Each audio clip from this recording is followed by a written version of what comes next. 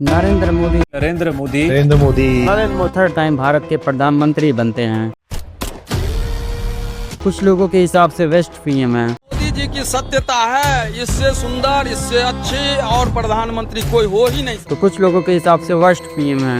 3 कार्यकाल में हमको एक चीज से सबसे ज्यादा शिकायत। कुछ लोगों के हिसाब से ये भगवान है। वो भगवान है हमारे। तो कुछ लोग इनका मजाक उड़ाते हैं। प्रधानमंत्री मोदी कन्विंस हो चुके हैं कि उन्हें परमात्मा ने भेजा है। कहीं ये कहते हैं कि ये चाय वाले हैं। तो मैं बचपन में रेल के डिब्बे में चाय बेचता था। तो कहीं 1990 की पेरिस के अंदर इनकी इमेज वायरल हो जाती है।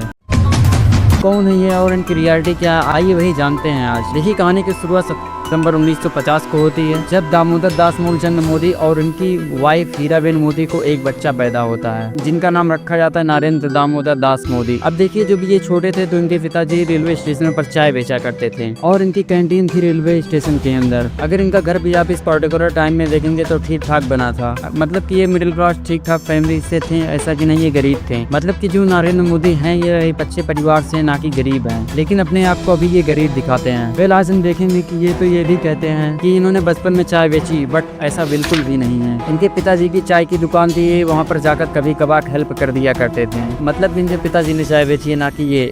इसीलिए कहा जाए तो चाय बेचने वाले का बेटा कहना चाहिए, चाय बेचने वाला नहीं कहना। ये गुजरात के वाडनगर से थे और गुजरात के वाडनगर में इनके पापा की चाय की कैंटीन थी और ये यहाँ पर चाय बेचा करते थे। अब बाकी जो नरेंद्र मोदी के भाई बहन है वे बताते हैं कि इनकी एक एक करके ड्यूटी आती थी चाय बेची है, मेरे पिता ने पूरी जिंदगी चाय बेची और वे हफ्ते में 1 आध दिन चले जाते थे, वहाँ पर चाय बेचा करते थे। एक्चुअल में तो ये पढ़ाई करते थे। वाडनगर के वीएन हाई स्कूल में इन्होंने अपनी स्कूलिंग कंप्लीट की है। 1967 के अराउंड इनकी स्कूलिंग कंप्लीट हो जाती है। तो इसके बाद ये दिल्ली चले जाते हैं 1968 में। दिल्ली के school of open learning university से ये पॉलिटिकल साइंस से बीए करते हैं। बाद में ये एमए करते हैं गुजरात यूनिवर्सिटी से, जहाँ से ये पढ़ाई करते हैं। तो मिला जुलाकर इनकी फैमिली अच्छी थी, ठीक ठाक पैसे आ रहे थे, तभी इन्होंने अपनी पढ़ाई कंप्लीट की। उस समय में ये एमए कर रखे थे, जबकि उस समय में पढ़ाई करना बहुत ही कठिन था। अब देखिए, पढ़ाई की बात ये इसलिए कहीं पर नहीं करते क्योंकि इमेज इनकी जो है वह ऐसी बन गई कि ऐसे पीएम में जो चाय बेचा करते थे कि ये चाय बेचकर प्रधानमंत्री बने, इसलिए इन्हें वोट देते हैं। नरेंद्र मोदी चाहते हैं कि लोगों के बीच ऐसा परसेप्शन ना फैले, इसलिए वे अपनी पढ़ाई के बीच लोगों के बीच नहीं करते हैं। इसलिए कहते हैं कि मैं चाय बेचा करता था। मित्रों, मैं बचपन में रेल के डिब्बे में चाय बेचता। अब देखिए, जब ये पढ़ाई कर रहे थे 8 साल की वर्ष में इन्होंने आरएसएस ज्वाइन कर लिया था। बाद में जब ये बड़े हुए तो 1978 में आरएसएस को फुल टाइम ज्वाइन कर लिए थे। साथ में इन्होंने पढ़ाई पूरी की, चाहे वो एमए हो चाहे वो बीए हो, इन्होंने पॉलिटिकल साइंस से पढ़ी थी। मतलब कि ये बचपन से ही पॉलिटिक्स में इंटरेस्ट रखते थे। कमाल की बात यह है, जब ये स्कूलिंग कर रहे थे, कॉलेज कर रहे थे, तभी 13 साल की उम्र में इनकी शादी सेट हो जाती और इनकी शादी 17 साल की उम्र में यशोदाबेन से हो जाती है।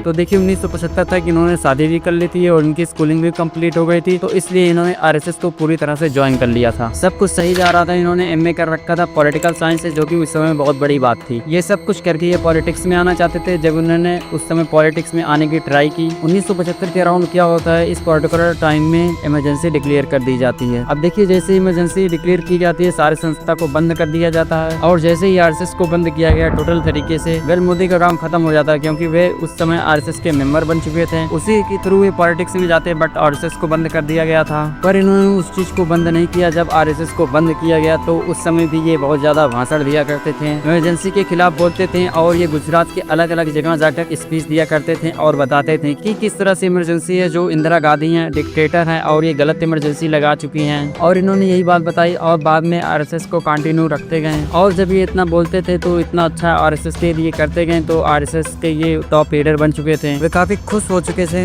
उन्होंने देखा कि ये नरेंद्र मोदी डरते नहीं हैं, इसीलिए उन्होंने नरेंद्र मोदी को आरएसएस का रीजनल हेड बना दिया 1978 में। रीजनल हेड का मतलब था कि आरएसएस का कोई भी इवेंट होगा अब ये ऑर्गेनाइज कराएंगे। सूरत के अंदर वडोदरा में इनको रीजनल हेड बनाया गया था। दोनों जगह ये पूरे इवेंट ऑर्गेनाइज करने लग गए थे आरएसएस के। मिला जुला कर ये इमरजेंसी के बाद नीचे नहीं गए, ऊपर उठते गए। आरएसएस में इनकी पद ऊपर जाती गई और एज ए पर्सन ये ऊपर जाते गए। लोग इन्हें जानने लग जाते हैं और बाद में 1900 में आरएसएस इन्हें प्रमोट करता है और इन्हें बीजेपी में भेज दिया जाता है।